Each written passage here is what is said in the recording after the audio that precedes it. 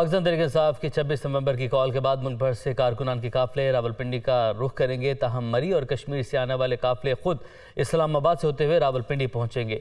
मुमकिन रास्तों से आगाह करेंगी मरीम इलाही।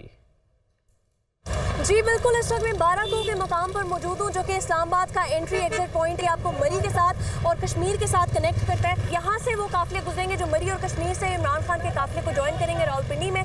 तो वो यहाँ से गुजरते हुए आएंगे और ये सीधा जो आपको सामने रोड दिख रही है, ये आपको लेकर जाएगी डायरेक्ट टूवर्ड्स कश्मीर पॉइंट। मरी और कश्मीर से जो भी काफिले आएंगे बाराकों से एंटर होंगे, उनको इस्लामाबाद की हदूद क्रॉस करके ही रावलपिंडी के साथ वो कनेक्ट हो सकते हैं, अदरवाइज नहीं। ये वो रोड है जहाँ से सारे काफिले मरी और कश्मीर के जो है वो ज्वाइन कर सकते हैं, यहाँ तक आएंगे। और मैं इस वक्त जिस जगह पे मौजूद हूँ, इसको कश्मीर चौक कहते हैं। ये एक डाइवर्जन है यहाँ पर दो रास्तों की। ये जो रास्ता है श्रीना चौक तक कनेक्ट करता है, जो कि आगे श्रीनगर हाईवे के साथ आपको कनेक्ट करता है। वो सारा एरिया जो है that is very much close to red zone, तो वो थोड़ा एम्बेगस हो जाएगा कि वहाँ से उन्हें इजाज़त मिलती भी है या नहीं। और रावल चौक से ऑनवर्ड जो है वो काफिले सीधा फैजाबाद तक पहुँच सकते हैं। इस वक्त मैं जहाँ पर मौजूद हूँ, ये रावल फ्लाई ओवर है। जो कश्मीर से आए और वो कोटली सतिया वाले रास्ते को इस्तेमाल करते हुए यहाँ तक आए, तो वो चक शहजाद के रास्ते के थ्रू आ सकते हैं और वो यहाँ से कनेक्ट करेगा आपको सीधा नीचे, और नीचे से आगे आपको फैजाबाद ले जाएगा।